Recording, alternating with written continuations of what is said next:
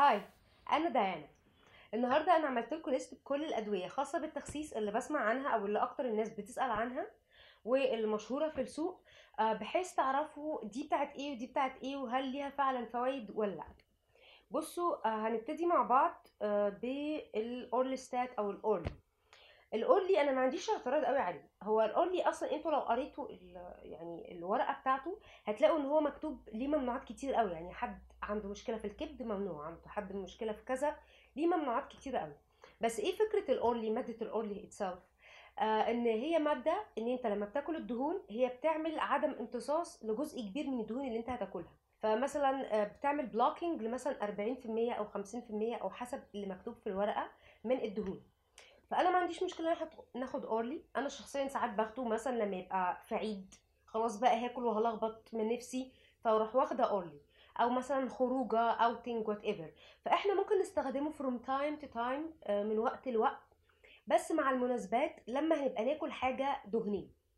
جات لي واحده صاحبتي بتقول لي انا رحت للدايتيشن، دكتور يعني تغذيه او وات ايفر بيسموه ايه، وقال لي خدي اورلي، جيبي اورلي وخديه مع كل وجبه في اليوم. طبعا ده كلام فارغ، يعني دي حاجه مش محتاجه دكتور عشان يعرفها. انت لو قريتي الورقه هتلاقي مكتوب ان هو بيتاخد بس مع الدهون يا جماعه. يعني ما ينفعش اكل طبق مكرونه اروح واخده جنبيه واحده اورلي، ملهاش 60 لازمه. ما ينفعش اكل عيش اخد جنبيه اورلي. اورلي هينفع بس دهون. يعني ايه دهون؟ فراخ محمره، ممبار، مثلا الحاجات بقى الكي اف سي، تشيز كيك، حاجه مليانه دهون، كيكه مليانه دهون مثلا معموله بالسمنه بقى ومليانه كريم والكلام ده. لكن هتاخديه جنب النشويات ملهوش اي لازمه. فاحنا ممكن نستخدمه بس في الحالات دي. ليه بقى ما ينفعش نكتر من الاورلي؟ لان بغض النظر عن المكتوب طبعا في الورقه بتاعته، ورقه طويله جدا يعني الواحد لو قراها ورقه مخيفه شويه، الا انه بيعمل بلوكينج لحاجه اسمها فات سوليبل فيتامين. يعني بيوقف امتصاص الفيتامينز اللي بتدوب في الدهون، ودول فيتامين مهمين قوي اللي هو A K E D. فانا لو نقص واحد فيتامين بس من دول من كتر ما انا باخد اورلي، نقص في جسمي وجسمي مبقاش عارف يستفاد منه، شعري هيقع، بشرتي هتبوظ، ضوافري هتتاثر، يعني نظري هيتاثر، كل حاجه هتتاثر. فما ينفعش نعيش عليه، بس خلوه للمناسبات. اتفقنا؟ ده بالنسبه للاورلي. في حاجه بقى بالنسبه للناس اللي هم بيحبوا النشويات، انا ممكن انصحكم بيها، ودي مش مضره فعشان كده هقولها لكم، لان انا ما بحبش الحاجات اللي ليها ناستي سايد افكتس. حاجه اسمه كروميوم.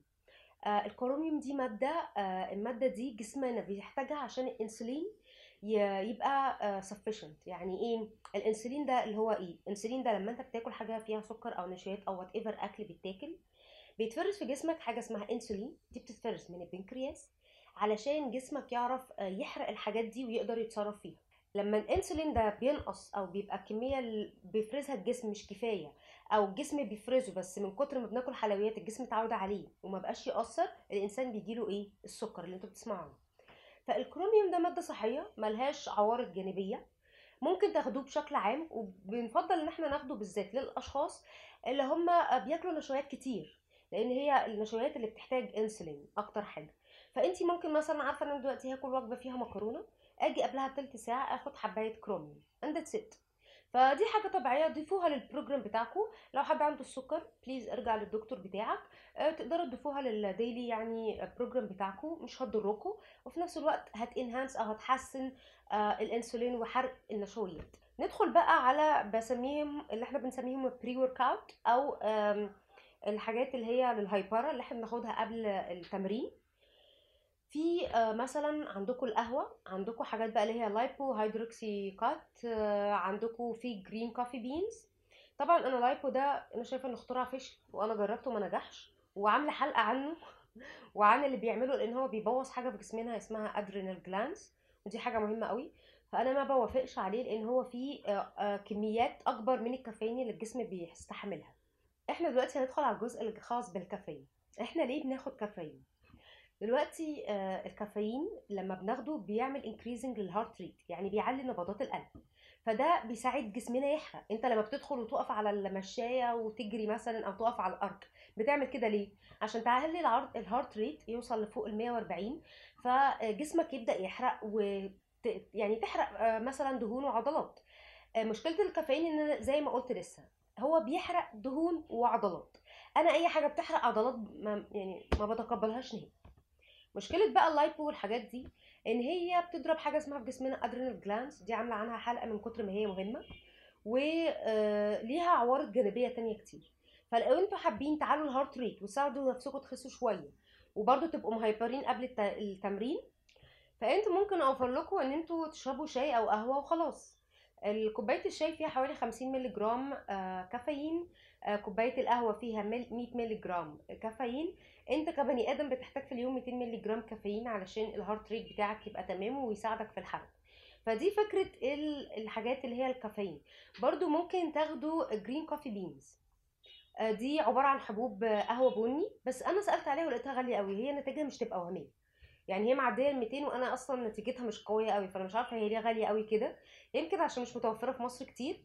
بس لو انتوا ما عندكمش مشكله فاينانشلي جو فور ات، جيبوها هتساعدكم، واي نوت. يفضل بالذات انها تتاخد قبل التمرين لان هي بتفوق يعني. بس لو انتوا مثلا البادجت معاكم ضيقه شويه بلاش، لان هي نتيجتها مش قويه، عشان برضو نبقى واضحين مع بعض. في ماده برضو سبلمنت ممكن تجيبوه، اسمه اللي هو فيه ماده الجارسينيا. المادة دي بتظبط الابيتايت، بتظبط الشهية علشان ما تجوعوش قوي عمال على بطال، بتساعد الجزئية دي شوية.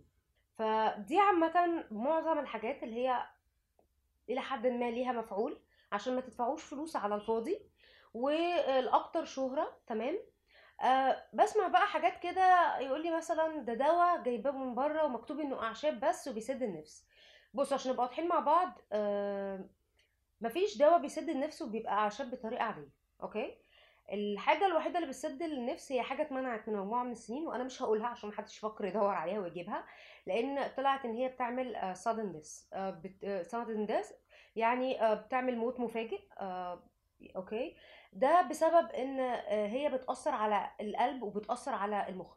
هي بكل بساطه ان هي بتحاول تكبت الحته بتاعه الجوع الجزء بتاع الجوع والشبع عندنا في المخ. فدي كانت اصلا بتجيب ديبريشن. انا شخصيا زمان كان دكتور كاتبها لي وخدتها، كانت بتجيب لي حاله نفسيه. كانت بتفيل بعض الناس، كانت بتعب لهم الضغط، بتعلي الضغط، وكانوا بيقعوا كمان منها. فدي اتمنعت.